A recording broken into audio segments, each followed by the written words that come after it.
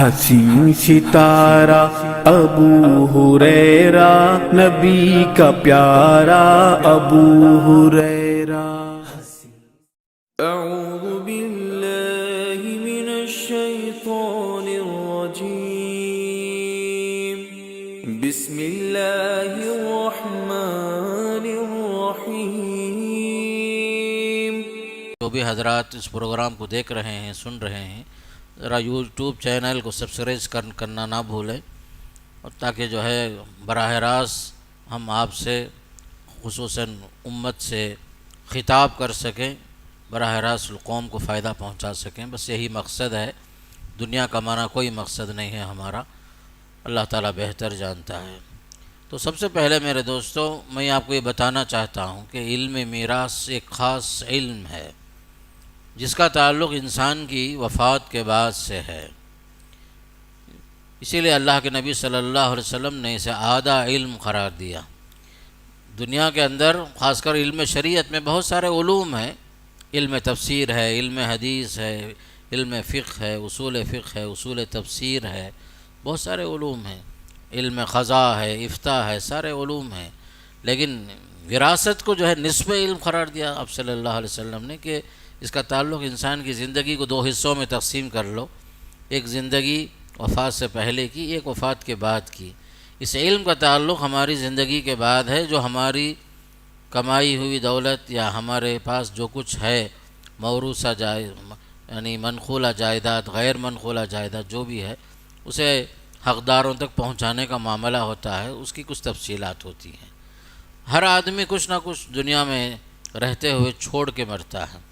آج کے زمانے میں اگر آپ کو تعجب نہ ہو تو میں ایک بات بتاؤں، یہاں تک کہ ایک فقیر جسے ہم بھکاری کہتے ہیں، وہ بھی جب مرتا ہے تو اس کے پاس بھی کوئی نہ کوئی چیز، یہاں تک کہ وہ اکاؤنٹ ہولڈر ہوتا ہے، لوگوں کو تعجب ہوتا ہے اس کے مرنے کے بعد اس کے پاس اتنے پیسے تھے کیا۔ یہ سب جو ہے خاص کر آج کے زمانے میں کوئی بھی انسان مرتے ہوئے خالی ہاتھ نہیں مرتا، کوئی بھی چیز کم ہو یا زیادہ ہو، وہ ساری چیزیں علم میراث میں اس کا نام ترکہ ہے۔ جو انسان چھوڑ کے مرتا ہے اس کا نام ترکہ ہے، اس کے کچھ حقدار ہوتے ہیں۔ تو آپ صلی اللہ علیہ وسلم فرمایا کہ علم میراث سیکھو، کس کے لیے کیا حق ہے، کتنا حق ہے، کون وارث ہے، کون غیر وارث ہے، کون جو ہے محروم ہو سکتا ہے، کون جو ہے کس کا حق برابر ہمیشہ ملتے رہے گا، کون وہ لوگ ہیں جن کا حق کبھی ملے گا، کبھی نہیں، کبھی حق پورا ملے گا، کبھی حق میں کمی آئے گی، جسے ہم حجب کہتے ہیں، محجوب ہونا، محروم ہونا، نقصان ہونا اپنے حق کے اندر، یہ تمام تفصیلات ہیں۔ تو یہ علم بہت اہم ہے، نازک بھی ہے۔ لیکن مجھے اور ایک حدیث یاد آئی جس میں آپ صلی اللہ علیہ وسلم نے فرمایا تھا کہ یہ علم جو ہے سب سے پہلے اٹھا لیا بھی جائے گا اور بھلا دیا جائے گا۔ قیامت سے پہلے جو علم اٹھا لیے جائیں گے اس میں سے علم میراث بھی ہے، اور یہ علم ایسا ہے کہ بہت جلد لوگ اسے بھول جائیں گے، اور لوگ تلاش کریں گے، صحیح بات بتانے والا کوئی نظر نہیں آئے گا، فرمایا صلی اللہ علیہ وسلم نے۔ ایک زمانہ ایسا آئے گا کہ علم میراث کو جاننے والے لوگ آپ کو نہیں ملیں گے، فرمایا۔ تو بہرحال یہ علم اہم اس لحاظ سے ہے کہ اللہ نے سورہ نساء میں تاکید کے ساتھ فرمایا، یوصیکم اللہ فی اولادکم، اللہ تمہیں تاکیدی حکم دے رہا ہے تمہارے بچوں کے سلسلے میں۔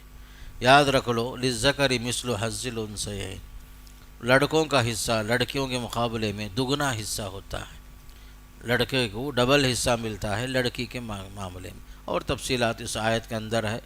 تقریباً 3-4 آیتوں میں اللہ نے علم میراث کو تقسیم کر دیا، حقداروں کو بتا دیا، ان کے کتنے حصے ہیں وہ بھی بتا دیا۔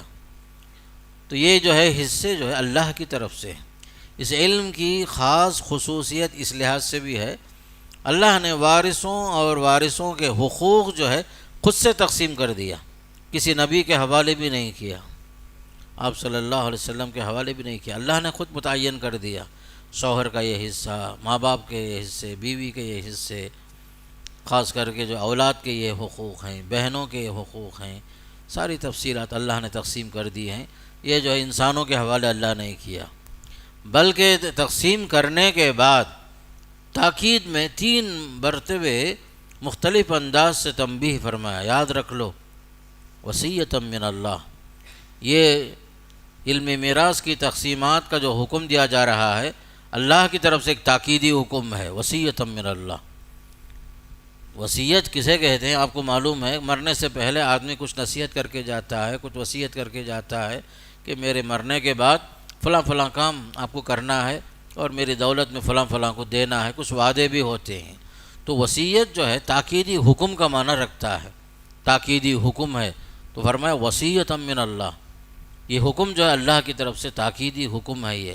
اور ایک آیت میں فرمایا فریضۃ من اللہ، یہ اللہ نے فرض کر دیا ہے، اس کے اندر جو ہے انسان کو کوئی دخل نہیں ہے، اللہ نے متعین کر دیا، فرض کر دیا، آپ کو کرنا ہی ہے ہر حال میں۔ فرض کے معنی کیا؟ ہر حال میں کرنا ہی ہے، اسے آپ چھوڑ نہیں سکتے، کسی کو محروم نہیں کر سکتے، منمانی تقسیم نہیں کر سکتے، جس کو چاہے دے دیے، جس کو چاہے محروم کر دیے، یہ کام بھی نہیں کر سکتے آپ۔ فرمایا فریضۃ من اللہ۔ تیسری آیت میں فرمایا تلک حدود اللہ، یہ جو ہیں حدیں جو تقسیم کر دی گئیں اللہ کی طرف سے ہیں، آپ اس کے اندر دخل اندازی نہیں کرنا، منمانی نہیں کرنا۔ مسلم پرسنل لاء کے تحت جو حق ملنے والا ہے وہ تو آپ کو ملے گا ہی، اس میں جو انسانی قانون کو کوئی دخل اندازی نہیں ہونا چاہیے۔ جبکہ آج کے زمانے میں جو زور چل رہا تھا، آپ کو معلوم ہے UCC یونیفارم سول کوڈ کے اندر دخل اندازی وراثت میں بھی ہو رہی تھی، علم وراثت میں بھی، کہ انسان کا بنایا ہوا قانون۔ آج ہمارا قانون یہ کہتا ہے عدالتوں میں جو غیر وارث ہے وہ بھی وارث۔ کیسے؟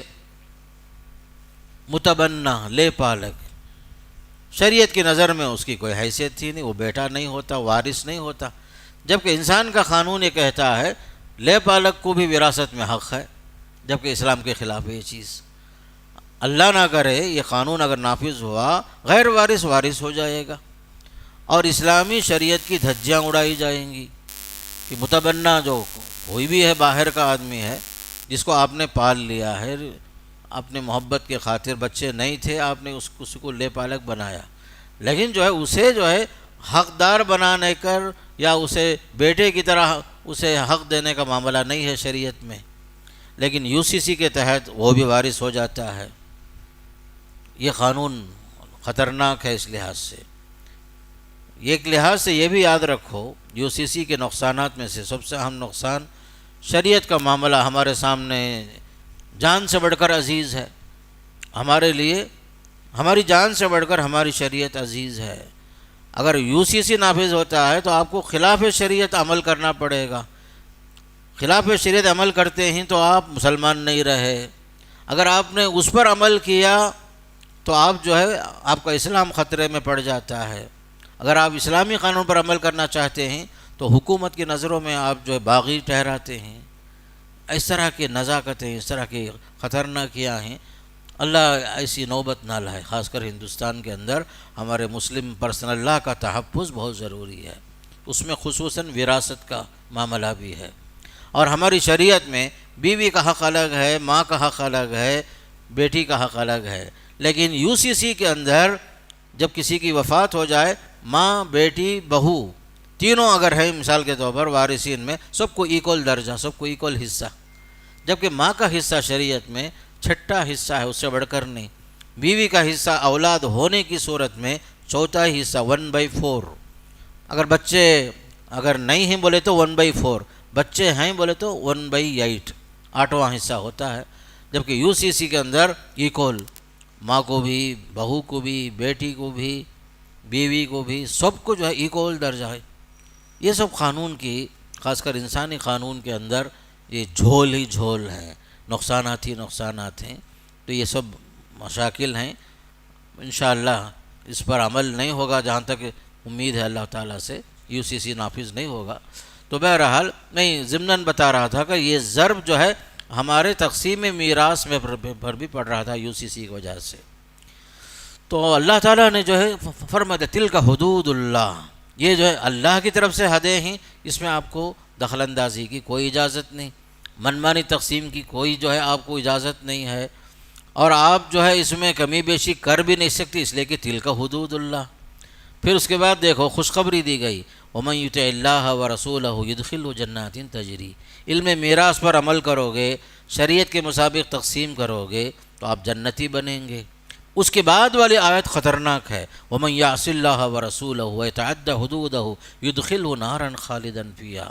اگر آپ علم میراث کے مطابق عمل نہیں کرو گے، وراثت میں ڈنڈی مارو گے، منمانی تقسیم کرو گے، یا کسی کا حق کم یا زیادہ دو گے، یہ اللہ اس کے رسول کی نافرمانی ہے، نتیجہ جہنم ہے فرما دیا۔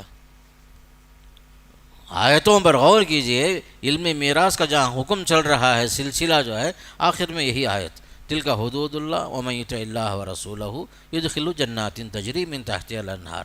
اس کے بعد والی آیت ومن یعص اللہ ورسولہ کس کے واسطے ہے؟ جو شریعت کے مطابق تقسیم نہیں کرتا، منمانی تقسیم کر رہا ہے، یا جو ہے ٹالتے جا رہا ہے، کسی کی وفات تو ہو گئی، تقسیم کے معاملے میں بعد میں دیکھیں گے، بعد میں کریں گے، زمانہ گزر جاتا ہے یہاں تک کہ حقداروں کو حق نہیں ملتا۔ آج ہمارے خاندانوں میں رشتہ داریوں میں جو کمزوری آ گئی، جھول آ گیا، رشتے جو مضبوط نہیں ہیں، اس کا ایک اہم سبب حقوق کے اندر حق تلفیاں، وراثت کی تقسیم ہم لوگ وقت پر نہیں کرتے۔ نتیجے میں بعض لوگ فائدہ اٹھا رہے ہیں، بعض لوگ محروم رہتے ہیں۔ خصوصاً اچھے گھروں میں بہنوں کو حق ہی نہیں دیا جاتا، بہن ہمیشہ جو ہے مظلوم بن کر رہتی بیچاری، بھائی لوگوں کے ساتھ اگر حق مانگتی ہے لڑائی جھگڑے کی نوبت آتی، اگر نہیں مانگی خاموش رہی بھائی دے دے گا، وفات تک بھی ہو جاتی ہے، کوئی حق ملتا ہی نہیں اسے۔ عورت مظلوم ہے آج بھی، خاص کر ہمارے معاشرے میں، آپ کو یاد رکھنا ہے یہ ظلم ہے میرے دوست۔ بعض بھائی یہ بول دیتے ہمارا والد صاحب شادی کرے، خرچہ کرے اس کے اوپر، ٹھیک ہے بھائی، ہمارا معاشرہ غیر اسلامی ہے، شادی پر خرچ ہوئے، باپ مجبور تھا، لیکن آپ اسے یہاں لا کے حساب نہیں کر سکتے۔ باپ کا ذمہ تھا اسے نکاح کرنا، شادی پر خرچ ہوتے ہیں۔ اب کون سے یہاں صحابہ بیٹھے ہوئے ہیں، تابعین بیٹھے ہوئے ہیں، بالکل جو ہے سعید بن مسیب کے انداز میں شادی کر دیے، فوراً رخصت کر دیے، بغیر کسی زیورات کے، بغیر کسی سامان کے، ہے کوئی اس طرح؟ باپ مجبور تھا بھائی، شادی کیا، ٹھیک ہے، خرچے ہوئے، سب ٹھیک ہے، ورنہ بچی 35 سال کی بھی ہو جاتی ہے، رشتہ نہیں ہوتا اس کا۔ لیکن آپ وراثت کے معاملے میں وہ بول کر کے بہن کا حق نہیں مار سکتے۔ آپ اگر باپ مر جاتا تو آپ کا بھی ذمہ تھا، بہنوں کو شادی کرنا آپ کا ذمہ تھا وہ، اس لیے خاص کر وہ حساب و کتاب یہاں نہیں کر سکتے آپ۔ تو بعض مرتبہ ایسا ہوتا ہے کہ بعض عورتیں جو ہیں بیوہ ہو جاتی ہیں، بیوہ ہونے کے بعد ان کا جو حق ملنا چاہیے وہ بھی نہیں ملتا۔ خصوصاً سمجھیے کہ بعض مرتبہ نکاح ثانی کوئی آدمی کر لیتا ہے، پھر اس کی بھی وفات ہو گئی، وہ عورت بیوہ ہو گئی، تو پہلے بیوی کے جو بچے ہیں اپنی سوتیلی ماں کو جو ہے وراثت میں حق دینے تیار نہیں ہوتے، ایسا ہوتا ہے۔ تو وراثت کے معاملے میں ظلم بہت ہو رہا ہے۔ حق کے بارے میں لوگ جو حق جانتے نہیں، پہلی بات تقسیم صحیح نہیں کرتے۔ میں آپ کو بتاؤں تو ذرا بہت دور لے کے چلتا ہوں آپ لوگوں کو۔ عہد نبوت میں حضرت سعد بن ربیع رضی اللہ عنہ کی شہادت ہو گئی، جنگ میں شہید ہو گئے۔ بعد میں ان کے بھائی نے جو یتیم بچیاں تھیں، ان کی بھتیجیاں 2 تھی، بیوہ خاتون موجود تھی، ان کے مال پر قبضہ کر لیا۔ جو کچھ تھا مال سعد بن ربیع رضی اللہ عنہ کا، ان کے مرحوم کے بھائی نے قبضہ کر لیا۔ تو بیوہ خاتون اللہ کے نبی صلی اللہ علیہ وسلم کی خدمت میں پہنچی، کہا یا رسول اللہ، میرے شوہر شہید ہو گئے، آپ کے ساتھ تھے جنگ میں، اب جو کچھ مال تھا اس پر قبضہ ان کے بھائی نے کر لیا۔ وہ زمانے میں بولتی ہیں بھائی جو کچھ مال تھا اس پر قبضہ ہو گیا، وہی مال اگر ہے تو بچیوں کی شادیاں ہو سکتی ہیں، ان کی ضرورتیں پوری ہوں گی، اس پر بھی قبضہ ان کے چاچا نے کر لیا۔ سننا تھا، آپ نے بھیج دیا۔ پھر اس کے بعد آیت میراث نازل ہوئی، پھر آپ صلی اللہ علیہ وسلم نے ان کے مرحوم کے بھائی کو بلایا، سعد بن ربیع رضی اللہ عنہ کے بھائی کو بلا کر آیت میراث پڑھ کر سنائے۔ کہا تمہارے لیے قانون وراثت میں یہ حکم ہے کہ پہلے مرحوم کے بیٹیوں کو 2/3 دے دو، 2 بیٹیاں ہیں وہ، اس کے بعد بیوی کو جو 8واں حصہ دے دو، جو بچ گیا ہے وہ مال تمہارا ہے۔ آپ صلی اللہ علیہ وسلم نے باقاعدہ جو ہے اپنی زندگی میں یہ کیس حل کیا تھا، اس کے بعد ہی آیت نازل ہوئی، قانون میراث نازل ہوا تھا۔ الغرض بتانے کا مقصود یہ ہے کہ مسلم معاشرے میں اس علم کے تعلق سے بہت سارے لوگ جو ہیں ناواقف ہیں، صحیح تقسیم نہیں ہوتی، وقت پر تقسیم نہیں کرتے، اور ہر انسان کی وفات کے فوراً بعد جو ہے 4 حقوق ہیں۔ سب سے پہلے یہ یاد رکھنے کی ضرورت ہے۔ سمجھیے کہ آج ہماری کسی کی وفات ہو جاتی تو سب سے پہلا حق جو ہے ہماری وفات کے ساتھ، پہلا حق ہمارے کفن دفن کا خرچہ ہے۔ ہر میت کے ساتھ کفن دفن کا خرچہ۔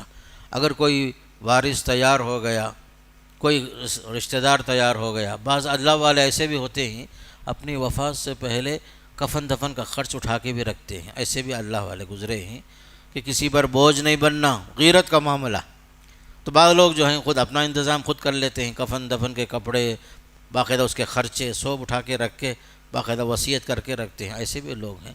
اگر ناب ہو تو پہلے مرحوم کی جائیداد میں سے پہلا حق یہی نکلے گا، کفن دفن کا خرچ۔ دوسرا حق جو ہے انسان کی وفات کے فوراً بعد اس کے قرضوں کی ادائیگی، یہ سب سے اہم ہے۔ ادھر کفن دفن کے ساتھ فارغ ہوئے، قرض ادا کرنا، چاہے ایک روپیہ کا قرض ہو یا لاکھوں کا قرض ہو، قرض ادا ہونا۔ اگر پورا مال چلا گیا، اس میں مال کم بھی ہو گیا، چھوڑے ہوئے مال کے مطابق اگر آپ دیکھتے ہیں قرض زیادہ ہے، مال کم ہے، تو آپ ان تمام قرض خواہوں کو بلا کر بولیں گے دیکھو بھائی مرحوم جو ہے 5 لاکھ روپے چھوڑ کے گئے ہیں، ان کا قرض اگر سے کہ 7 لاکھ کا ہے، 10 لاکھ کا ہے، جو بھی ہے یہی ہے۔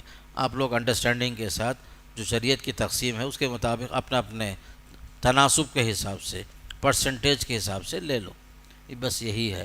قرض ادا کر دیں گے، اس کے بعد کچھ بھی نہیں ہے، کچھ بھی نہیں ہے۔ اگر جو ہے قرض ادا کرنے کے بعد کچھ پیسے باقی رہے، تیسرا کام مرحوم کی وصیت ہے، کیا دیکھیں گے؟ مرحوم کی وصیت اگر ہے، ان کی خواہش تھی زندگی میں کچھ مدرسہ، ویلفیئر ایسوسیشن قائم کرنا، مسجد بنانا، یتیم خانے بنانا، یا جو ہے یتیموں کی کفالت، بیواؤں کی کفالت، کوئی بھی فاعل خیر کی حیثیت سے کچھ وصیت اگر کیے ہیں، اس پر 2 گواہ موجود ہیں، اس کے مطابق آپ فیصلہ کریں گے۔ اور وصیت بھی 1/3 مال کے اندر، مثال کے طور پر 1 لاکھ روپے بچے ہی، کفن دفن کا خرچ گیا، قرض ادا ہو گیا، مثال کے طور پر 1 لاکھ روپے ہمارے پاس باقی ہیں، تو مرحوم کی وصیت 1/3 میں پورا کرنا۔ 1 لاکھ کا 1/3 جو ہے 30 پر 3,300، 30 پر 3 روپیے، 30 پر 3 پیسے، یہ جو ہے 1/3 ہے۔ اگرچہ کہ وصیت جو ہے 40,000 کا بھی ہے، سمجھو 40 نے بس 30 پر 3,000 روپے ہی نکالیں گے، اگرچہ کہ وصیت بڑھ کر بھی ہے، پورا نہیں کریں گے۔ 1/3 1/3 جو ہے وصیت میں سے نکال کر جو انہوں نے کیا تھا وصیت وہ پوری کریں گے۔ چوتھا حق جو ہے وصیت کے بعد مال بچ گیا ہے تو وارثوں میں تقسیم کریں گے، یہ ہوتا ہے عام طور پر۔ تو عام طور پر ہمارے گھروں میں 3 دن تک ہم لوگ، عام طور پر شریعت میں بھی اجازت ہے، کسی کی وفات پر ہم غم مناتے ہیں، یا جو ہے آدمی غمگین رہتا ہے، پریشان بھی رہتا، آنے جانے والے جو ہے خاص کر آتے ہیں جاتے ہیں، حالات جاننے والے بھی آتے ہیں، اور میت کی طرف سے کچھ رشتہ دار بھی آ کر کے اس کے حالات جاننے کے لیے آتے ہیں، اور خصوصاً بیوہ کے لیے 4 مہینہ 10 دن، اگر وہ حاملہ نہیں ہے بولے تو 4 مہینہ 10 دن سوگ منانے کے لیے اجازت ہے۔ مردوں کے لیے 3 دن کی اجازت ہے۔ تو 3 دن کے اندر یہ ایام جو کچھ ہے گزر چکے، چوتھا دن ہمارا کام کیا ہونا؟ پہلا کام وراثت تقسیم کرنا ہونا، یہی چاہیے۔ مرحوم کے نام سے جو بھی جائیداد ہے، کم ہو یا زیادہ ہو، فوراً اگر یہ معاملہ حل ہو گیا، بعد میں جھگڑے نہیں ہوتے۔ تاخیر جہاں ہوتی ہے وہاں مسائل پیدا ہوتے ہیں، تاخیر کی وجہ سے نیتوں میں فرق آتا ہے، تاخیر کی وجہ سے لوگ جو ہیں نیتوں میں خرابی آنے کی وجہ سے کچھ لوگ جو ہیں ہڑپ کرنے کے ارادے میں بھی رہتے ہیں، کچھ لوگ ٹال مٹول کرتے کرتے زمانہ ہی گزار دیتے ہیں، ایسا بھی ہوتا ہے، اور درمیان میں انتظار کرتے کرتے وارث کا بھی انتقال ہو جاتا ہے، باپ کا انتقال ہوا، چند دنوں کے بعد، چند مہینے کے بعد بیٹا بھی انتقال ہو گیا، پھر اس کے بعد اس کے وارث تیار ہوتے ہیں، اس کو مناسخہ کہتے ہیں، یہ سب مسائل پیدا ہوتے ہیں۔ اس لیے شریعت یہ چاہتی ہے کہ معاملہ جلد سے جلد ختم ہو، آسانی کے ساتھ مسئلہ ختم ہو، لوگوں کے حقوق جلد سے جلد ادا ہو جائیں، کسی کے معاملے میں تاخیر نہ ہو، ٹال مٹول نہ ہو، اور لوگوں کے حقوق کی ادائیگی کے اندر کسی کی نیت میں خرابی نہ ہو۔ یہ سب جو شریعت کا حکم ہے، یہ اللہ اس کے رسول کا قانون ہے۔ جب تک آپ اس پر عمل کریں گے، تعلقات باقی، رشتے باقی، اور حقداروں کو حق ملے گا، یتیموں کی کفالت کا مسئلہ حل ہوگا، اس کی وصیت کا معاملہ ہے وہ حل ہو جائے گا، یہ ساری چیزیں ہوتی ہیں۔ لیکن جہاں تاخیر ہوتی، مسائل پیدا ہوتی۔ اس وجہ سے یہ معاملہ بہت نازک بھی ہے اور اہم بھی ہے اور ضروری بھی ہے۔ لیکن ابھی چونکہ وقت کم ہے، کچھ اور سوالات بھی شاید آئے ہیں، تو ہم جو ساتھ ساتھ میں مسائل بھی حل کریں گے اور آپ کے سوالات کا بھی جواب دینے کی کوشش کریں گے۔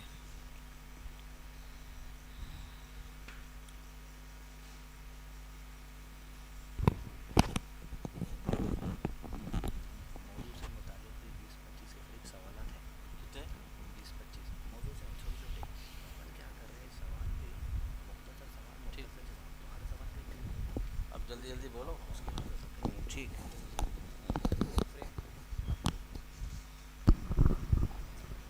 السلام علیکم ورحمۃ اللہ وبرکاتہ۔ جزاک اللہ خیر۔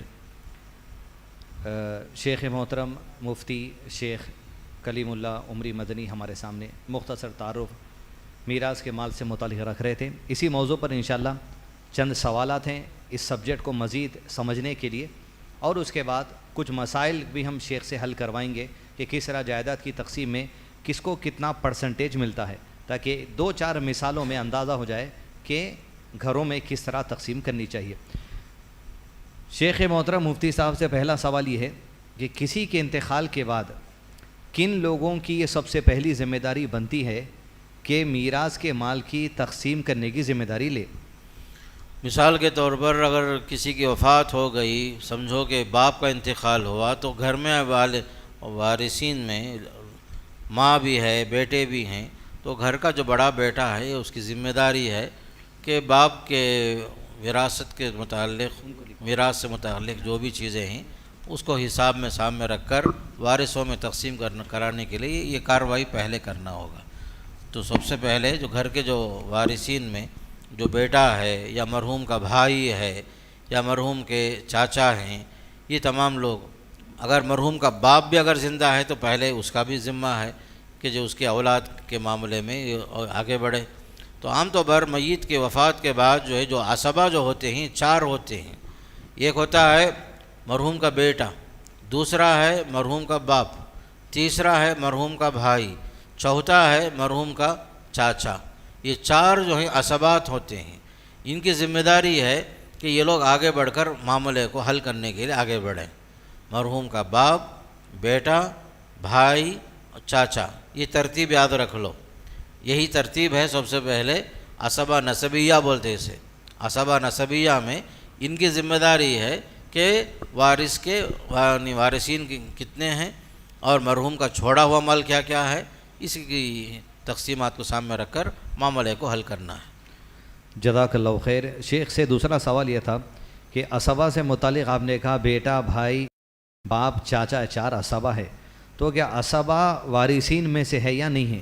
عصبہ جو ہے وارثین میں سے نہیں آتا، اصحاب فرائض الگ ہیں، عصبہ الگ ہیں۔ اصحاب فرائض 12 ہیں، مردوں میں سے 4، عورتوں میں سے 8۔ عصبہ کہتے ہیں اس مرد کو جس کا رشتہ میت سے قریبی ہے اور میت کے چھوڑے ہوئے مال کو، باقی مال کو سمیٹنے والا، اس کا نام عصبہ ہے۔ تو عصبہ کبھی جو ہے باپ بن جاتا ہے، باپ کبھی عصبہ بنتا ہے۔ اگر اولاد موجود ہے تو اولاد اپنا حصہ لے لیتے ہیں، وہاں عصبہ کی ضرورت نہیں پڑتی، باپ اپنا چھٹا حصہ لیتا ہے۔ لیکن عصبہ کی حیثیت سے جو پورا مال سمیٹنے والا، جو کچھ باقی مال لینے والا، وہ جو ترتیبات کے حساب سے سب سے پہلے آپ کو جیسے میں بتایا، تو باپ بھی عصبہ بنتا ہے۔ اگر وارثوں میں اگر بیٹا ہے تو بیٹا جو ہے جو کچھ چھوڑا ہوا مال ہے اس کا دگنا حصہ لیتا ہے اپنی بہن کے مقابلے میں۔ اگر بیٹا نہ ہو باپ ہے تو باپ چھٹا حصہ بھی لے گا، پورا باقی مال جو ہے وہ بھی لے گا۔ اگر باپ بھی نہیں ہے، بیٹا بھی نہیں ہے، مرحوم کا بھائی ہے، تو مرحوم کا بھائی مرحوم کے وارثین میں سے بیوی کو اس کا حق دینے کے بعد، بیٹیوں کو اس کا حق دینے کے بعد، بھائی جو ہے چھوڑے ہوئے مال کو حاصل کر لیتا، اس کا نام بھی عصبہ، وہ بھی عصبہ ہے۔ اور چوتھے نمبر پر چاچا، جسے میں آپ کو بتایا، چاچا نہ ہو تو پھر ترتیب میں دوبارہ آتا ہوں، بیٹا ہے کیا دیکھیں گے، بیٹا نہیں، پوتا ہے کیا، پوتا نہیں، پڑ پوتا نہیں، لکڑ پوتا نہیں، جکڑ پوتا، ترتیبات ایسے جانا۔ یہ لوگ کوئی بھی نہیں ہے، پھر اس کے بعد عصبہ میں باپ نہیں ہے، پھر اس کے اوپر دادا نہیں ہے، پردادا نہیں، لکڑ دادا نہیں، جکڑ دادا، یہ جو ہے ترتیب اوپر سے۔ تیسرے نمبر پر بھائی نہیں ہے، بھتیجے ہیں کیا وہ دیکھیں گے۔ بھائی کے اندر دو قسمیں ہیں، ایک سگا بھائی ہوتا ہے اور ایک اللاتی بھائی ہوتا ہے، باپ شریک بھائی، اسے اللاتی بولتے۔ تو بھائی موجود ہے تو اللاتی بھائی محروم ہو جاتا۔ باپ کے بعد بھائی اگر نہیں ہے، اس کے اولاد ہے کیا، بھتیجے ہیں کیا وہ دیکھیں گے۔ بھتیجا عصبہ بنتا ہے، بھتیجی عصبہ نہیں بنتی، یاد رکھ لو، بھتیجا عصبہ بنتا ہے، بھتیجی کو کوئی حصہ نہیں ہے شریعت میں۔ چوتھے نمبر پر چاچا ہے کیا دیکھیں گے، چاچا نہیں ہے، چاہے وہ آپ کے والد کے چھوٹے بھائی ہوں یا آپ سے بڑے والد کے بڑے بھائی، جسے ہم تایا کہتے ہیں، یہ سب چاچا میں آ جاتے ہیں۔ تو چھوٹے چاچا، بڑے تائی سب آ جاتے اس میں۔ تو وہ اگر نہیں ہے تو ان کی اولاد ہیں کیا دیکھیں گے، چاچا زاد بھائی، پھر یہ تمام رشتے جو ہے خاص کر کے جو شریعت نے جو بتائے ہیں، یہ لوگ عصبہ بنتے ہیں۔ جزاک اللہ خیر۔ تیسرا سوال شیخ سے یہ ہے وصیت سے متعلق، ایسا کوئی بھی انسان وصیت کرنا ہے زندگی میں تو وصیت کی مناسب عمر اس کے لیے کیا ہے؟ کیونکہ جیسا نوجوان ہے، ابھی نوکری پہ چڑھا یا کاروبار کرنا شروع کیا، پیسے ابھی آمدنی آنا شروع ہوئی، تو کس ایج میں، کس زندگی کے موقع پہ وصیت کرنے کا ارادہ آدمی کر لینا؟ وصیت کے لیے کوئی عمر مقرر نہیں ہے، وصیت کے لیے شرط نہیں ہے کہ آدمی معمر ہو، مرنے سے پہلے کرے، نہیں۔ حدیث میں آتا ہے، اللہ کے نبی صلی اللہ علیہ وسلم فرماتے ہیں کہ ہر آدمی سونے سے پہلے اس کی وصیت اس کے تکیے کے نیچے لکھی ہوئی ہونی چاہیے، اس میں کوئی حد بندی نہیں کہ عمر کیا ہونی چاہیے۔ آپ کی خواہش ہے کہ اللہ مجھے دولت سے نوازے گا تو میں ضرور جو ہے فلاں نیک کام کروں گا، فلاں کام کروں گا۔ آپ کے جو نیک ارادے ہیں جو آپ بعد میں کرنا چاہ رہے ہیں، اگر موت حائل ہو گئی تو آپ کی دولت میں سے 1/3 حصہ جو ہے آپ کی وصیت کی تنفیذ کے لیے کام آئے گی۔ وصیت کے لیے کوئی عمر مقرر نہیں ہے، بلکہ آپ صلی اللہ علیہ وسلم نے تاکید کے طور پر فرمایا ہر آدمی سونے سے پہلے اپنی وصیت کو تکیے کے نیچے رکھ کر باقاعدہ جو ہے سو جائے۔ پتہ نہیں جو سونے کے بعد آدمی اٹھے گا نہیں اٹھے گا، اس لیے کہ نیند بھی جو ایک موت ہوتی ہے، اسی لیے آپ صلی اللہ علیہ وسلم یہاں تک فرمائے وصیت پہلے سے تک مکتوب ہونا چاہیے، تحریر میں ہونی چاہیے۔ اگلا سوال ہے کیا وصیت وارثین کے لیے کر سکتے؟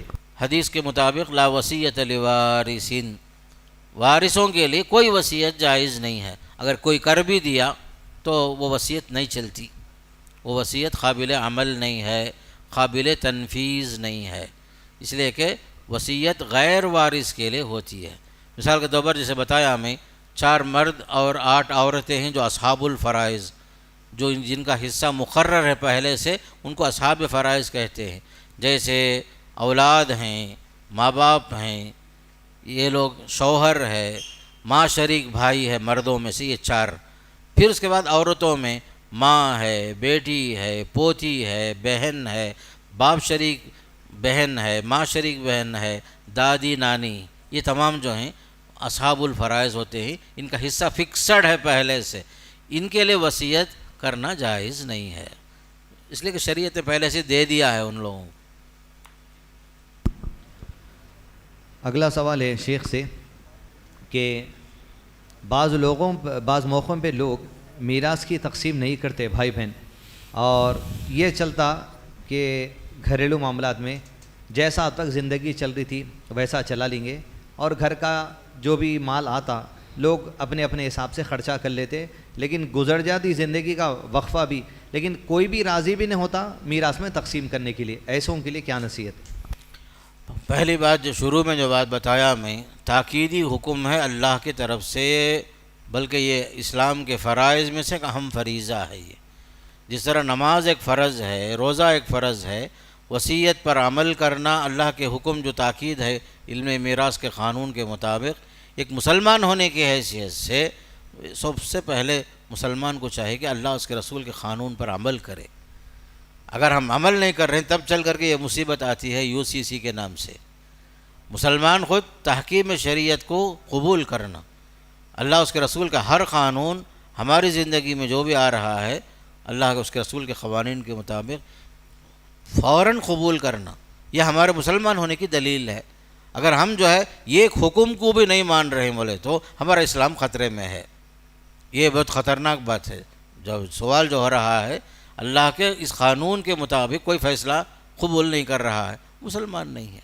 قرآن کا ایک حکم کا انکار پورے قرآن کا انکار ہے، حدیث میں سے ایک حدیث کا انکار، شریعت کے ایک قانون کا انکار، گویا کہ پورے قانون کا انکار ہے۔ جس طرح رسولوں میں سے ایک رسول کا انکار پورے رسولوں کا انکار ہے، اسی طرح ہر حکم اللہ اس کے رسول کا اسلامک لا کے اندر ضروری ہے ہر ایک کو قبول کرنا، ورنہ اسلام خطرے میں ہے۔ اگلا سوال ہے، کسی بھی مرد کے انتقال کے موقع پر یا دوسرا کسی عورت کے انتقال کے موقع پر بنیادی طور پہ پہلے مرحلے والے وارثین کون ہیں وہ بتائیے۔ سب سے پہلے یاد رکھیے 6 حضرات ہیں جو ہمیشہ جو ہے وارث ہوتے ہیں، کبھی محروم نہیں ہوتے۔ سر فہرست آپ دیکھیں گے زوجین، ولدین، ابوین، وارثوں میں سے شوہر یا بیوی دونوں میں سے کوئی بھی ہیں ہمیشہ وارث ہوں گے۔ ماں باپ زندہ ہیں دونوں وارث ہوں گے، بیٹا بیٹی ہر حال میں وارث ہوں گے۔ یہ 6 کبھی محروم نہیں ہوتے۔ یہ 6 افراد جو ہیں ہر حال میں وارث ہوں گے، کبھی محروم نہیں ہوں گے۔ ان کو کہا جاتا یہ کبھی محروم نہیں ہوتے، ہمیشہ وارث ہونے والے ماں باپ، بیٹا بیٹی اور میاں بیوی، یہ 6 افراد پہلے دیکھیں گے۔ اگلا سوال ہے شیخ سے کہ مردوں اور عورتوں کی جو میراث کی تقسیم اللہ تعالیٰ کی طرف سے طے ہے کہ عورتوں کا حصہ جو مردوں کے مقابلے میں کمتر رکھا گیا، اس کی حکمت کیا ہے اور کیا اس کے لیے ناانصافی کا الفاظ استعمال کر سکتے؟ اللہ کا جو قانون ہے حکمت پر مبنی ہے، انصاف پر مبنی ہے۔ وجہ یہ ہے کہ اللہ نے گھر کے اخراجات کی ذمہ داری عورتوں پر نہیں رکھی۔ گھر چلانے کی ذمہ داری، کفالت کی ذمہ داری، کمانے کی ذمہ داری مردوں کی ہے، عورتوں کی نہیں ہے۔ عورت ہمیشہ جو ہے مردوں کی کمائی پر چلنے والی۔ کبھی اللہ نے اور رسول نے یہ نہیں فرمایا کہ عورت جا کر کے کما کر کے شوہر کو کھلائے، بچوں کو کھلائے، نہیں۔ پہلی بات کفالت کی ذمہ داری مردوں پر ہے۔ اس کے علاوہ اللہ تعالیٰ نے عورتوں کو ہر لحاظ سے فائدے میں ہی رکھا۔ عورت کئی لحاظ سے وارث ہوتی ہے جبکہ مرد وارث نہیں ہوتا۔ کبھی جو ہے بیٹی بن کر آتی ہے تو ایک ہونے کی شکل میں آدھا مال لے لیتی ہے، 2 بیٹیاں ہوتی ہیں بھائی نہیں ہوتا تو 2/3 لے لیتی ہیں، پھر وہی عورت ماں بن کے آتی ہے تو 6واں حصہ لیتی ہے۔ اگر مرحوم کی اولاد بھی نہیں ہیں، بھائی بہن بھی نہیں ہیں، اس ماں کا حصہ جو ہے 1/3 بھی ہو جاتا۔ کبھی یہی عورت کبھی جو ہے بہن بن کے آ رہی ہے تب بھی حصہ پا رہی ہے، پوتی بن کر آ رہی ہے تب بھی حصہ لے رہی ہے، دادی بن کے آ رہی ہے تب بھی حصہ لے رہی، نانی بن کے آ رہی تب بھی حصہ لے رہی ہے۔ اللہ تعالیٰ نے اسے جو فائدے میں ہی رکھا، ہر لحاظ سے فائدے میں، کبھی اس کا کوئی نقصان یا اس کے حصے میں کوئی کمی نہیں آتی۔ جبکہ مردوں میں دیکھو 4 وارثین، عورتوں میں دیکھو 8۔ کون تعداد میں کون زیادہ ہیں؟ عورتیں زیادہ، اور کئی لحاظ سے فائدے میں رہنے والے ہی۔ اخراجات کی ذمہ داری کس کے اوپر؟ مردوں پر، عورت پر نہیں۔ اگر بیٹی اگر بیوہ ہو گئی، باپ اگر زندہ ہے تو واپس باپ کے گھر کو پہنچتی ہے، اس کا اخراجات دوبارہ باپ برداشت کرتا ہے، دوبارہ شادی کی فکر کرتا، شادی کے اخراج پھر دوبارہ اٹھاتا۔ اگر باپ نہیں ہے تو گھر کا بڑا بیٹا ہے، بھائی اپنے بہن کی فکر کرتا ہے۔ تو کہیں بھی دیکھ لو اللہ تعالیٰ نے عورت کو جو ہے مردوں کے تابع رکھ کر، نگرانی میں رکھ کر ان کی کفالت آخر تک ان کی حفاظت کا معاملہ مردوں کے حوالے ہے، عورتوں پر کچھ بھی نہیں ہے، فائدے میں ہی عورت۔ جزاک اللہ خیر۔ شیخ اگلا سوال ہے، انسان اپنی اولاد میں سے یا وارثین میں سے اپنی موت سے پہلے جو چیز تحفے میں دیتا یہ تحفے میں اور میراث میں کیا فرق ہے؟ وراثت وہ ہے جو آدمی کی وفات کے بعد اس کا مال تقسیم ہوتا ہے، اسے میراث کہتے ہیں۔ زندگی میں آدمی جو ہے اپنے ثوابدید کے مطابق جو تقسیم کرتا ہے اسے ہبہ کہتے ہیں۔ ہبہ کرنا، ڈونیٹ کرنا بولتے ہیں۔ یہ ڈونیٹ جو ہے اس کی دو قسمیں ہیں۔ ایک قسم وہ ہے آدمی اپنے ثوابدید کے مطابق بیٹوں کو اور بیٹیوں کو برابر برابر دیتا ہے، یہ بھی جائز ہے۔ کبھی جو ہے شریعت کے مطابق، وراثت کے مطابق بیٹوں کو دگنا دیتا ہے اور بیٹیوں کو سنگل حصہ دیتا ہے، وراثت کے مطابق یہ بھی جائز ہے۔ تیسری ایک صورت ہے ڈونیٹ کرنے کے معاملے میں کہ اولاد کے مابین کمی بیشی کے ساتھ بھی دیتا ہے باپ۔ کوئی بیٹا بیمار ہے، معذور ہے، اپاہج ہے، باقاعدہ جو ہے مجبور ہے اور غریب ہے مثال کے طور پر، تو اس بچے کو باپ کچھ زیادہ بھی جو ہے دے رہا ہے دوسروں کے مقابلے میں، یہ بھی باپ کے لیے جائز ہے۔ یہ بے انصافی نہیں بلکہ باپ کی ثوابدید کے مطابق ہے۔ باپ اگر چاہتا ہے تو زندگی میں ہبہ بھی کر رہا ہے، ضرورت پڑنے پر واپس بھی لے سکتا ہے، یہ ہبہ میں باپ کو جائز ہے۔ مثال کے طور پر دے دیا، پھر ضرورت پڑی واپس لیا، یہ باپ کو جائز ہے، لیکن کسی اور کے لیے جائز نہیں ہے ڈونیٹ کرنے کے بعد واپس لینا۔ بلکہ اس کی مثال حدیث میں یہ دی گئی، العائد فی ہبتہ کالعائد فی خیئہ، ہبہ کرنے کے بعد دوبارہ واپس لینے والا، گفٹ دے دیا دوبارہ واپس مانگ رہا ہے، تو اس کی مثال ایسے جیسے کتا ہے خے کرنے کے بعد چاٹتا ہے۔ یہ دوسروں کے واسطے، لیکن باپ کو حق ہے اپنا دیا ہوا مال ضرورت کے موقع پر، مجبوری کے موقع پر اس میں سے کمی بیشی بھی کر سکتا، لے بھی سکتا، کسی کو زیادہ بھی دے سکتا، کسی کو کم بھی دے سکتا، اپنی ثوابدید اور ضرورت کے اعتبار سے۔ لیکن چوتھی ایک شکل یہ ہے کہ باپ بعض بچے جو نافرمان ہوتے ہیں، تکلیف دے دیتے ہیں، غصے میں آ جا کر محروم کرنا چاہتے ہیں، اسے آخ کرنا بولتے، یہ شریعت میں جائز نہیں ہے۔ زندگی میں بعض بچوں کی طرف سے ماں باپ کو تکلیف پہنچتی، باپ کی مرضی کے بغیر شادی کر لیے، برادری سے ہٹ کر شادی کر لیے، یا جو ہے کسی کرسچن لڑکی سے شادی کر لی، باپ کو پسند نہیں۔ ایسے بہت سارے واقعات ہمارے گھروں میں ہوتے ہیں۔ باپ ناراض ہو جاتا، خاندان کا مسئلہ، عزت کا مسئلہ بول کر میں اسے آخ کر دیا، میری وفات کے بعد اسے کوئی ایک کاڑی بھی نہیں دینا، اسے میرے جنازے میں آنا نہیں، میرے صورت نہیں دیکھنا، میں اسے الگ کر دیا، یہ سب بولتے غلط ہے۔ اللہ تعالیٰ جو ہے یہ حق آپ کو نہیں دیا ہے، آخ کرنے کا حق آپ کو اللہ نہیں دیا ہے، آخ نہیں کر سکتے۔ ہو سکتا ہے بعض اولاد سے آپ کو تکلیف پہنچی، اند اللہ اس کا مواخذہ ہوگا، اللہ تعالیٰ اس کا جو ہے آپ کو صحیح بدلہ دے گا اور اس لڑکے کو سزا دے گا، اللہ تعالیٰ دے گا۔ لیکن شریعت کے معاملے میں باپ کو یہ حق نہیں ہے کسی کو دے کر کسی کو عمدن محروم کرنا۔ مثال طور پر بعض لڑکیاں، میں شرم کے بغیر بول رہا ہوں، تقریباً 8 لاکھ سے لڑکیاں، 8 لاکھ سے زائد لڑکیاں، مسلم لڑکیاں جو ہے گھر چھوڑ کر غیروں کے پاس بھاگ چکی ہیں، مرتد ہو چکی ہیں۔ مسلم خاندانوں کے لیے بہت بڑا دھبا ہے میرے دوستو۔ اب ایسے گھروں میں لڑکی جب گھر سے باہر بھاگ جاتی ہے تو عزت کا مسئلہ، ماں باپ جو ہے بہت بے عزت ہو جاتے، ذلیل ہو جاتے، غصے میں آ کر اس وقت یہ سب فیصلے کرتے کہ وہ بچی کی وجہ سے ہماری عزت چلی گئی، فلاں چلی گئی، ہم جو ہے صورت دکھانے کے لائق نہیں رہے، اس کا میرے سے کوئی تعلق نہیں، ایسا بول کر کچھ فیصلے کر لیتے۔ غلطی ہے، میں مان رہا ہوں، لیکن وراثت کے معاملے میں باپ کو یہ حق نہیں ہے کسی کو بے دخل کرنے کا۔ دینے والا اللہ ہے، آپ کون ہیں روکنے والے؟ رہا مسئلہ بچے کی طرف سے زیادتی ہوئی، بہت بڑا صدمہ پہنچا، یہ بالکل صحیح ہے، لیکن پھر بھی اس کے باوجود بشر کو یہ حق نہیں ہے اللہ کی تقسیم میں دخل اندازی کرے۔ یہ ہے معاملہ۔ جی آگے جزاک بڑھیے۔ اللہ خیر۔ اگلا سوال ہے شیخ کہ اولاد کی تقسیم میں باپ جو ہے سو ان کی ضرورت کے حساب سے ان کو تحفہ دے سکتا، ہبہ کر سکتا، اور دوسرا اصول یہ بھی آپ جیسا بتائے کہ انصاف کے ساتھ تقسیم کرنا۔ بسا اوقات ایسا ہوتا کہ بچے کی قابلیت کے حساب سے باپ کو خرچہ کرنا پڑتا ہے۔ ایک بچے کی قابلیت ہے ڈاکٹر بننے کی، اس کے پیچھے 25 لاکھ 30 لاکھ لگ جاتے۔ دوسرے بچے کی قابلیت نہیں ہے، اس کو انجینئرنگ کرا رہے، اس کا کام 5 سے 10 لاکھ میں ہو جاتا۔ تو یہ جو بچے کی قابلیت کے لیے 20 سے 25 لاکھ جو ڈاکٹر بنانے خرچہ کرے، انجینئر کے واسطے 5 سے 6 لاکھ خرچہ ہو گئے، تو جو زائد رقم ہے ڈاکٹر کو گئی، وہ کیا اس کو دینا والدین تو انصاف میں آتا ہے، ضرورت پوری کر دی تو کافی ہے؟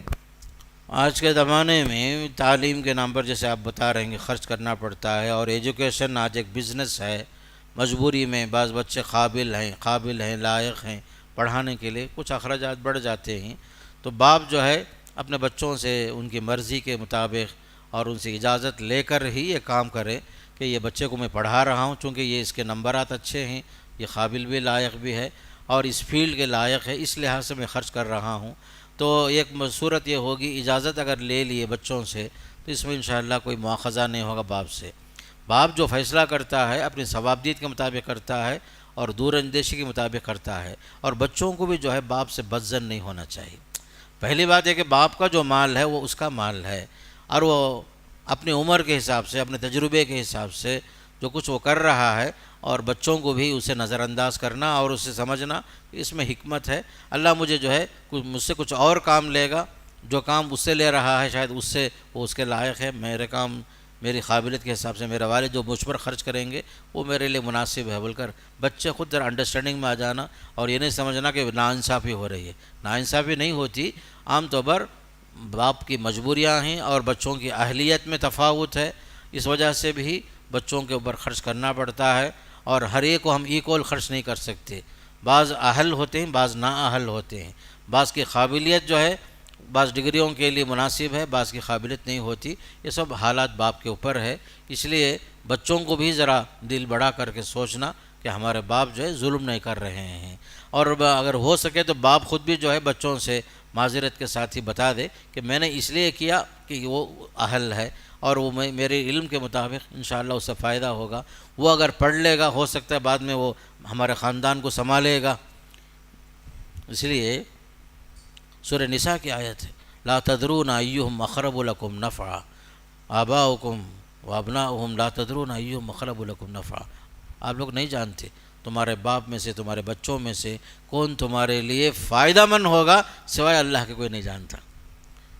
یہ ہے قرآن کے اندر ہے کہ آپ لوگ نہیں جانتے کہ کس سے فائدہ زیادہ ہوگا، اس کے تحت کچھ مجبوریاں بھی ہوتی ہیں، اس لیے باپ کو آپ لوگ جو ہے نظر انداز بھی کرنا بعض چیزوں میں، ان کی حکمتوں کو سمجھنا، یا جو سمجھنے میں نہیں آئے تو اسے یہ نہیں سمجھنا کہ ظلم ہوا ہے۔ ہاں مجھے ایک حدیث یہ بھی یاد آئی، بعض مرتبے دینے دلانے میں عمدن کسی کو محروم کرنا یہ بھی جائز نہیں ہے، عمدن کسی کو محروم کرنا، جیسے نعمان بن بشیر والی حدیث مشہور ہے، انہوں نے حضرت بشیر نے حضرت نعمان کو ایک غلام ڈونیٹ کرنے کا ارادہ کیا، تو ان کی والدہ نے، حضرت نعمان کی والدہ نے کہا میں راضی نہیں ہوں، یہاں تک کہ آپ اللہ کے رسول کو گواہ بناؤ۔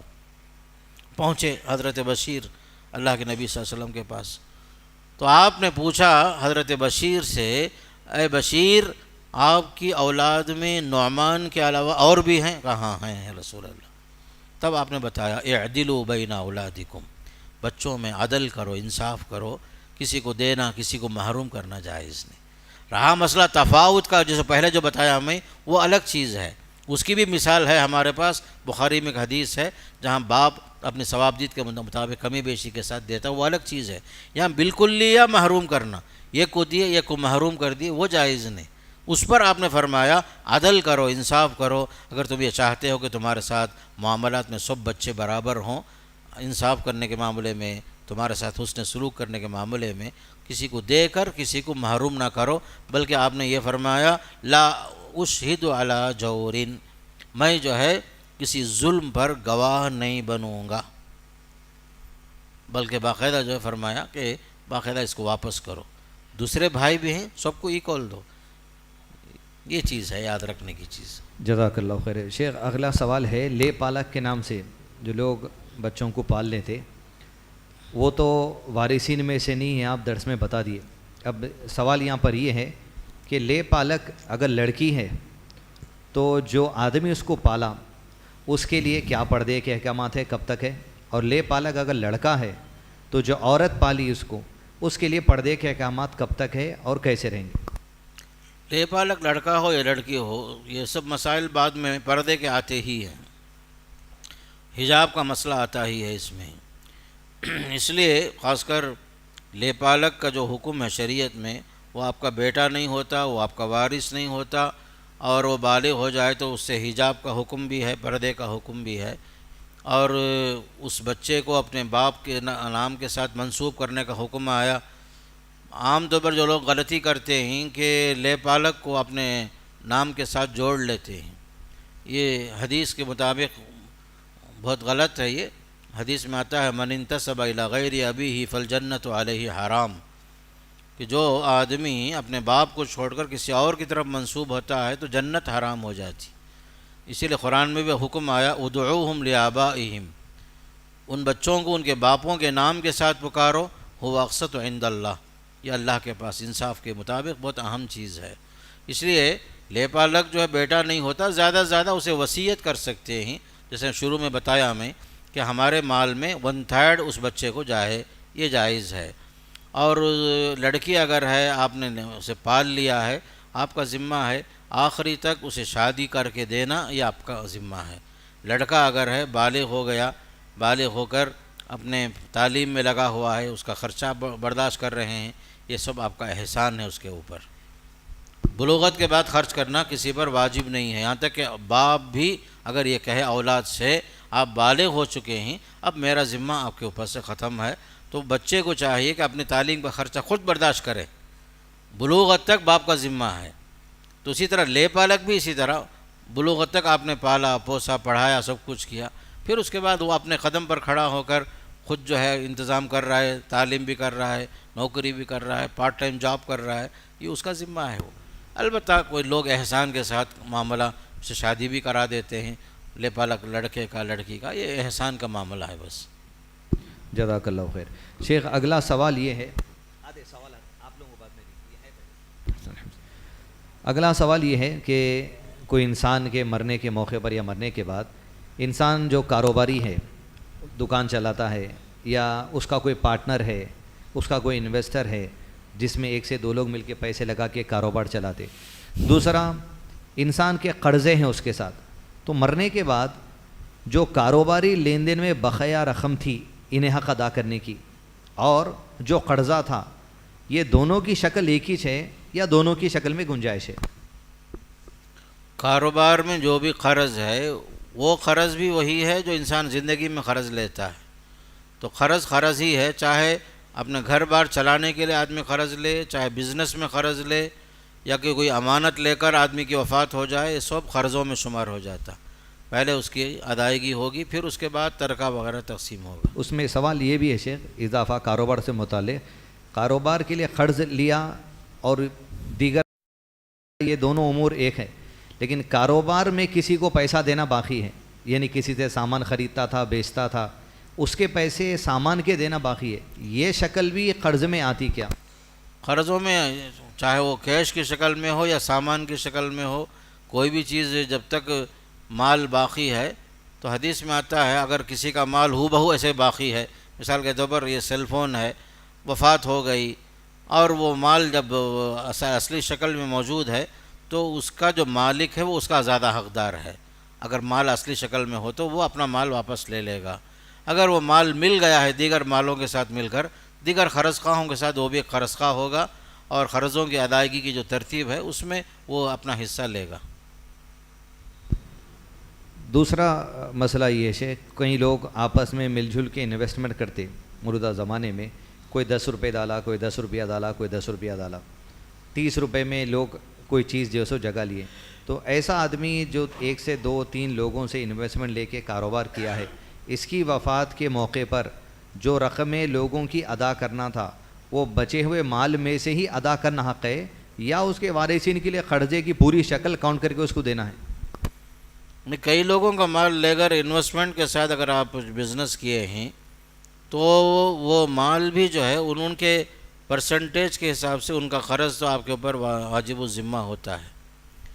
آپ کا چھوڑا ہوا مال کیا ہے دیکھیں گے، اور انویسٹمنٹ میں جو لوگ جو کوئی 600 دیا، کوئی 400 دیا، کوئی 200 دیا، تو پرسنٹیج کے حساب سے جس آدمی کا قرض زیادہ ہے اسے کچھ زیادہ ملتا ہے، جس کا پرسنٹیج کم تھا اسے کم ملتا ہے، وہ ایک الگ حساب ہے، اس کو ہماری اصطلاح میں غرما کہتے ہیں، قرض خواہ لوگ۔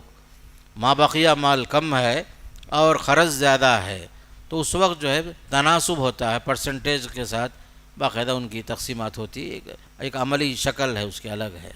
جی جزاک اللہ خیر. اگلا سوال ہے شیخ کہ انسان کی موت کے بعد پہلے وصیت دیکھنا یا وارثین کا حصہ دیکھنا؟ پہلے جو ہے قرض کے بعد وصیت ہے، وصیت کے بعد ہی وارث. ترتیب میں وصیت نمبر 3 پر ہے اور اصحاب الفرائض چوتھے نمبر پر ہیں. جزاک اللہ خیر. اگلا سوال ہے وصیت کرنے والا 1/3 سے زیادہ وصیت نہیں کرنا، یہ دلیل بتایا. 1/3 سے زیادہ کوئی وصیت کر دیا تو وارثین اگر اس کا انکار کر دیے تو گناہ ہے کیا ان کے لیے؟ وارثوں کا عمدن وصیت میں رکاوٹ بننا جو غلط ہے، اسی وجہ سے اللہ تعالیٰ بار بار جو ہے 4 جگہ میں فرمایا من بعد وصیت یوصی بہا او دین یوصین بہا او دین توصون بہا او دین یوصا بہا او دین. تو اللہ تعالیٰ یہاں قرض پر وصیت کو مقدم اس لیے کیا کہ قرض کا ہر حال میں اپنا حق لے ہی لے گا. عام طور پر لوگ وصیت میں ڈنڈی مارتے ہیں، اس لیے جو اللہ تعالیٰ نے قرض پر وصیت کو مقدم کیا تاکہ لوگ جو ہیں ہر حال میں وصیت کی تنفیذ کریں، ورنہ جو ہے قرض مقدم ہے. لیکن آیت کریمہ میں وصیت کو مقدم کیا گیا قرض کے اوپر. کیوں؟ ترتیب کے حساب سے وصیت تو 3 نمبر پر ہے، لیکن قرض میں لوگ ہر حال میں اپنا حصہ لے کر رہیں گے، وصیت میں لوگ ڈنڈی مارتے ہیں. اس وجہ سے ہی اللہ نے وصیت کو تاکید کے ساتھ بار بار 4 آیتوں میں 4 جگہ میں مختلف شکلوں کے ساتھ فرمایا کہ وصیت کی تنفیذ ہونی ہے ورنہ آپ عند اللہ مسئول ہوں گے. اسی میں سوال ہے 1/3 سے زیادہ رقم کی کوئی وصیت کر دیا مرنے والا تو وارثین اس کی وصیت کا انکار کر سکتے یا نہیں کر سکتے؟ کیوں 1/3 سے زیادہ ہے مال. اگر کسی نے 1/3 سے زیادہ وصیت کی تھی تو اس کا جو شمار جو ہوگا صرف 1/3 کے لیے 1/3 کے لیے ہوگا، زائد کا اعتبار نہیں ہوگا. چاہے وارث اقرار کرے یا انکار کرے اس میں فرق نہیں پڑتا، اہم چیز وصیت 1/3 کے لیے ہی ہوگی ہر حال میں. جزاک اللہ خیر. اگلا سوال ہے انسان کے چھوڑے جانے مال میں جو میراث کی تقسیم ہے اس کے لیے کیا کم سے کم کوئی رقم ہے؟ ایسا کوئی انسان مر گیا اور 1000 روپے 2000 روپے انہیں چھوڑ کے گیا تو کیا ایسی لمیٹڈ رقم کے لیے بھی وارثین میں بٹوارا ہے؟ ہر حال میں چاہے ترکے میں 1 روپے بھی ملے وارث تک پہنچنا چاہیے. چاہے 1 روپے بھی مل رہا ہو وہ وارث کو پہنچے. اللہ ہے کہ وارث کہہ دے بھائی مجھے وہ چھوٹی رقم میں کوئی حرج نہیں، میرا فلاں بھائی زیادہ حقدار ہے، میرا بھی حصہ فلاں کو دے دو یا میری بہنوں کو دے دو، آپس میں رضامندی کے ساتھ اس طرح کر لیے تو جائز ہے. لیکن حقدار کو حق ہے چاہے کم سے کم 1 روپے بھی کیوں نہ ہو. اگلا سوال مسائل سے متعلق ہے تحفے سے کہ انسان زندگی میں جو تحفہ دیتا ہے اپنی اولاد کو، تحفے میں اور میراث میں کیا فرق ہے؟ تحفہ الگ ہے، میراث الگ ہے. میراث کا معاملہ اللہ کا قانون ہے جو انسان کی زندگی کے بعد اس کے چھوڑے ہوئے مال کی تقسیم ہوتی ہے، اس کا نام میراث. اب یہ جو تحفہ ہے آدمی خود زندگی میں دیتا ہے، خود اپنی زندگی میں اپنا مال اپنی ثوابدید کے مطابق جہاں چاہے وہ مسجد کے لیے، مدرسے کے لیے، کنواں کھودنے کے لیے، یتیموں کی کفالت کے لیے، بچوں کی تعلیم کے لیے، یہ سب جو خرچ ہوتا ہے یہ الگ چیز ہے. زندگی میں جو آدمی ڈونیٹ کرتا ہے اس کا نام ہبہ ہے. مرنے کے بعد جو تقسیم ہوتا مال وہ مال میراث ہے. اسی میں اگلا سوال آیا ہے کہ وارثین کی جو تقسیم ہے مال کی وہ تو وفات کے بعد ہوگی، لیکن بعض لوگ وفات سے پہلے ہی وارثین کو تقسیم کر دیتے، تو یہ میراث ہوتا ہے تحفہ؟ اس کا نام ہبہ ہے. زندگی میں جو بانٹا گیا وہ ہبہ، وہ ہبہ ہے، زندگی میں جو دیتے وہ ہبہ ہے.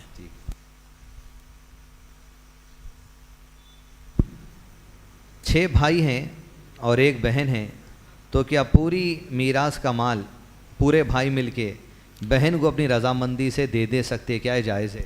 اپنی مرضی سے وارثین جو ہے کسی کو پورا دینا، کم دینا یا اس کے حصے سے کچھ زیادہ بھی دینا، یہ جو اپنی خوشی سے دے رہے ہیں تو کوئی حرج نہیں ہے. جی اگلا سوال مسئلے سے متعلق ہے پرسنٹیج جاننے کے لیے.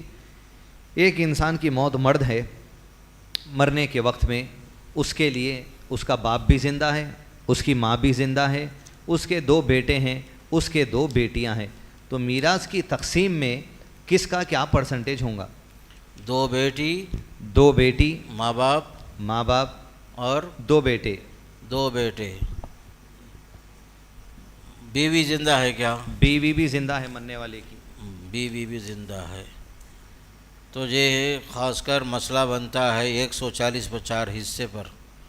2 پرسنٹیج بیٹوں بولے، کو، ہاں پرسنٹیج 36 اس کا 36.1، اور 2 بیٹی کے لیے 18.1، بیوی کے لیے 12.5، باپ کے لیے 16.7، ماں کے لیے 16.7۔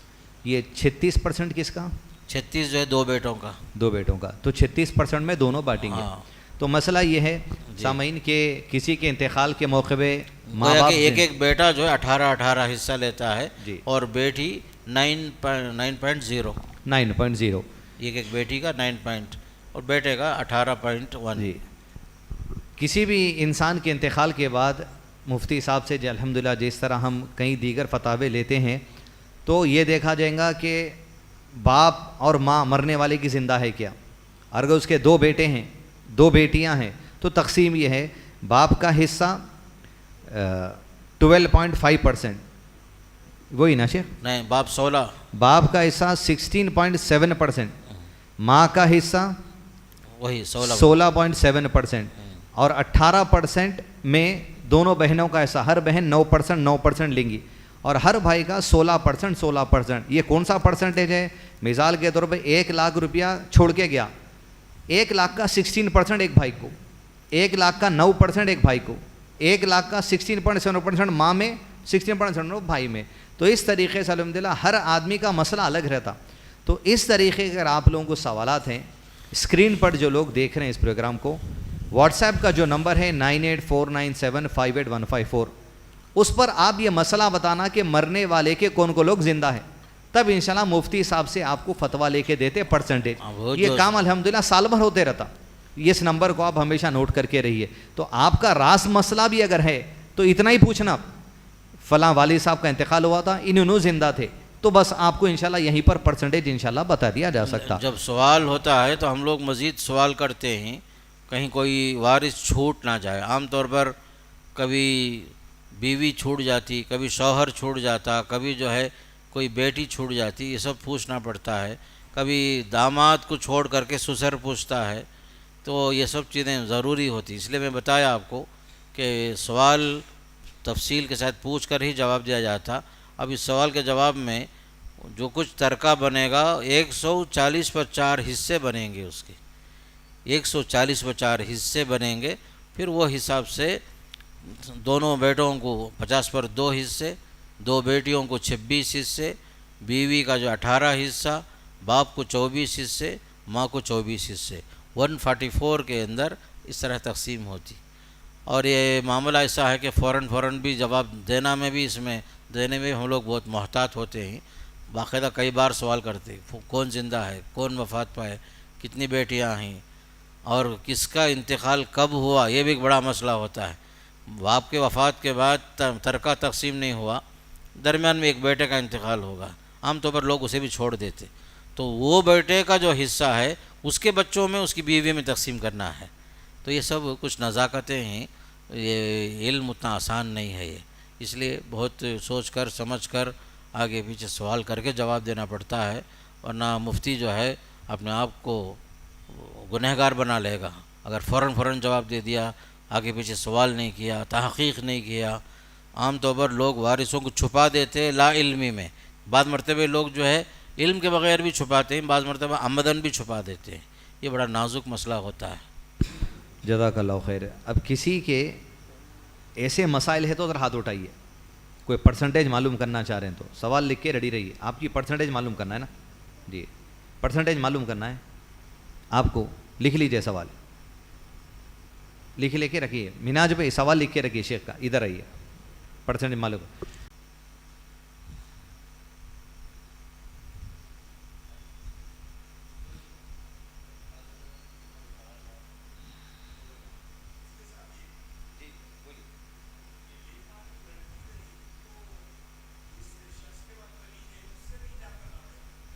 اگر وہ بالغ ہو گئی اور وہ جو ہے اس کی قریبی رشتہ داروں میں سے نہیں آ رہی ہے، نسبی رشتوں میں سے، رضاعی رشتوں میں سے، تو خونی رشتوں میں سے نہیں آ رہی ہے، تو اس سے بھی حجاب تو شرعی حکم تو ہے ہی، حجاب کا حکم تو عام ہے۔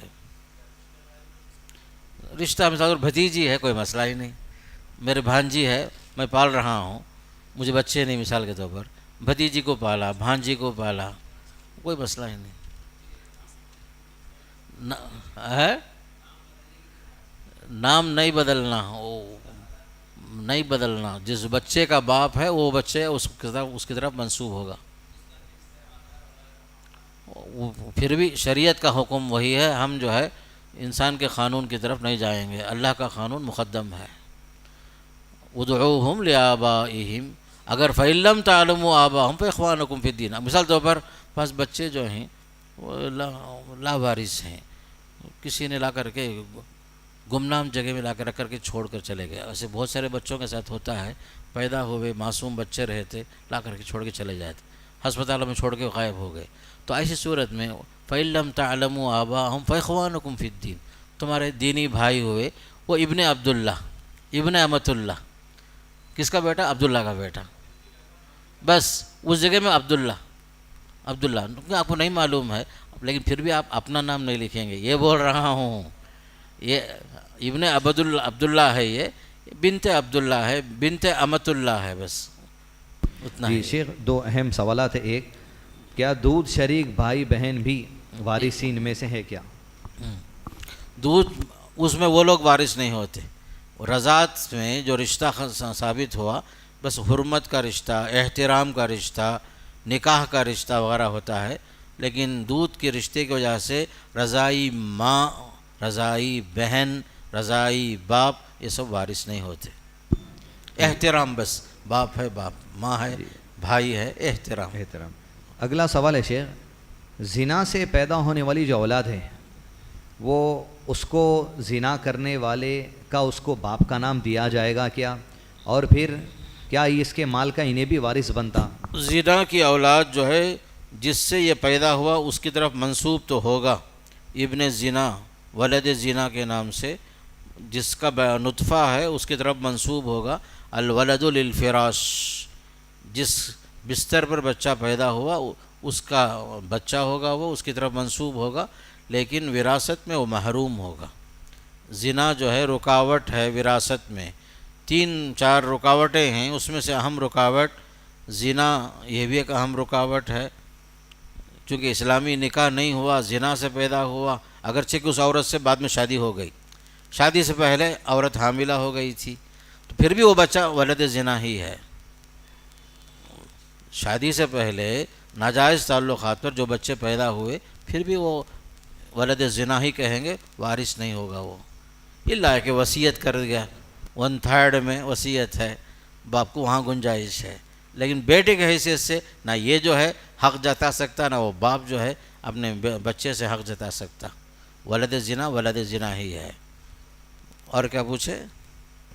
کہ وراثت میں ہے اور کس کے نام سے رہیں گا، کیا باپ وہی منسوب ہوں گا یا بعض علماء کی رائے آئی اگر کہ وہ ماں کے نام سے منسوب؟ باپ اگر معروف ہے تو باپ کی طرف منسوب ہوگا، اگر باپ غیر معروف ہے، ماں معروف ہے تو ماں کی طرف بھی منسوب ہوگا، اگر باپ مجہول ہے، معلوم نہیں ہے، ایسا۔ جیسا حدیث میں ہے کہ قیامت کے دن باپ کے نام سے اٹھائے جائیں گے، تو اس کے لیے یہی ہے اصول ہے؟ اصول تو وہ ہے، لیکن دنیا میں پہچاننے کے واسطے وہ فلاں کا بیٹا ہے، فلاں کا بیٹا ہے، اتنا ہی، ورنہ قیامت کے دن اللہ کے پاس ہر مخفی چیز ظاہر ہو جائے گی، کوئی چیز وہاں پر غائب نہیں رہے گی، ہر چیز ظاہر ہو جائے گی۔ وارث نہیں ہوگا ولد زنا ہونے کی وجہ سے، اگر وہ ولد زنا ہے تو وارث نہیں ہوگا، ماں کا بھی نہیں ہوگا۔